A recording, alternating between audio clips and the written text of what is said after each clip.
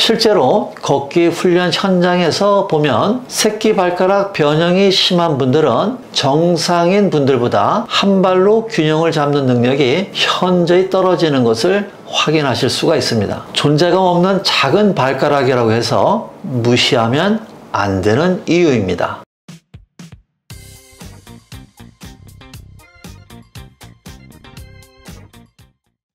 안녕하세요. 걷기 119 안광욱입니다.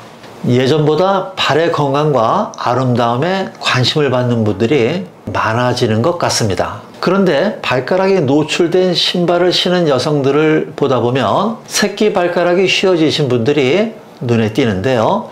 그 숫자가 적지 않아 보입니다. 새끼 발가락에 관절이 변형되는 것은 미용뿐 아니라 건강 면에서도 나쁜 영향을 끼칩니다.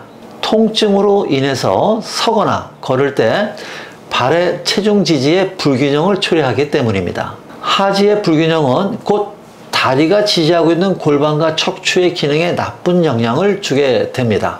실제로 걷기 훈련 현장에서 보면 새끼 발가락 변형이 심한 분들은 정상인 분들보다 한 발로 균형을 잡는 능력이 현저히 떨어지는 것을 확인하실 수가 있습니다. 존재감 없는 작은 발가락이라고 해서 무시하면 안 되는 이유입니다. 그래서 오늘은 새끼 발가락이 휘어지는 질환인 소건망류에 대해 말씀드리겠습니다. 새끼 발가락이 휘어지는 증상을 소건망류라고 하는데요. 소건망류란 새끼 발가락의 뿌리 관절이 안쪽으로 휘어지면서 바깥으로 튀어나온 부분이 신발에 닿거나 서거나 걸을 때 통증이 발생하는 질환을 말합니다. 원인은요, 선천적으로 발볼이 넓거나 또 후천적으로 발볼보다 좁은 신발을 신거나 굽이 높은 신발을 신는 분들, 그리고 세 번째는 새끼 발가락 부위에 압박이 발생하는 생활 자세를 많이 취하는, 즉 책상다리 자세를 많이 취하는 경우입니다.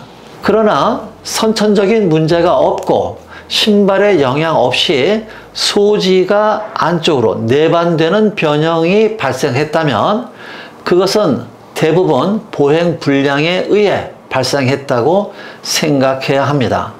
여성의 소건망류의 경우 주요 원인은 발볼이 좁은 하이힐이고 볼 좁은 신발의 영향이 여성보다 상대적으로 적은 남성의 소건망류는 주로 보행 불량에 의해 발생한다고 보시면 됩니다.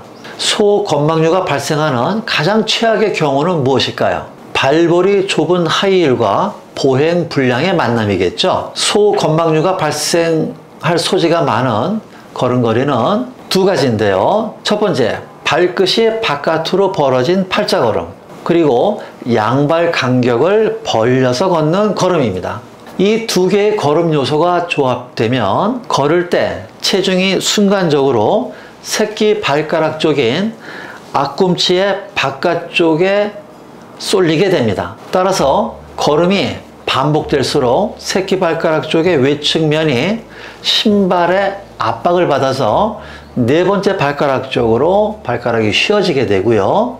결국 새끼 발가락의 중족 골두가 바깥으로 돌출하게 되는 것입니다. 소건망류를 발생시키는 걸음은 또 한 가지 심각한 문제를 발가락에 만드는데요. 바로 무지외환입니다. 이유는요, 소지건망류 유발걸음과 무지외반 유발걸음이 동일한 걸음 형태이기 때문입니다. 소지건망류는 걸음의 중간 단계에서, 무지외반은 걸음의 최종 단계에서 발생하게 됩니다. 그래서 소지건망류가 있는 발은 무지외반증을 동반할 확률이 매우 높습니다. 그럼 지금부터 소건망류를 예방하고 개선하는 걷기 방법을 알려드리겠습니다. 소건망류 예방 개선 걷기 방법, 첫 번째 11자 걸음입니다. 두 번째 양발 내측 스치는 걸음입니다. 세 번째 뒤꿈치 중앙 딛기 걸음입니다. 마지막으로 네 번째는 발가락 벌려 걷기입니다. 발끝의 방향을 11자로 하고 양발의 내측 간격을 최대한 줄여서 스치듯 걸어야 되는 이유는요, 앞꿈치에 체중을 실을 때 새끼발가락 쪽으로 체중이 쏠리지 않게 하기 위해서입니다. 뒤꿈치 중앙 딛기 또한 새끼발가락 쪽으로 체중이 쏠리는 것을 사전 차단하는 효과가 있습니다. 그리고 발가락을 벌려 걷기는 휘어진 발가락의 약해진 근육의 기능을 회복하는 데 큰 도움이 됩니다. 말씀드린 대로 이 걷기 방법은 무지해반증의 예방과 개선에도 큰 도움이 되는 방법이기 때문에 무지해반증 개선에 활용하시면 큰 효과가 있습니다. 마지막으로 소건망류의 교정 마사지 방법을 소개합니다. 가정에서 또 사무실에서 틈틈이 해주시면 되는데요. 방법은요, 4지와 5지 사이에 엄지손가락을 끼우고 두 번째 중간마디를 이용해서 약해진 새끼발가락의 바깥쪽에 근육과 관절 조직을 위로 쓸어 올리듯이 마사지하는 것입니다.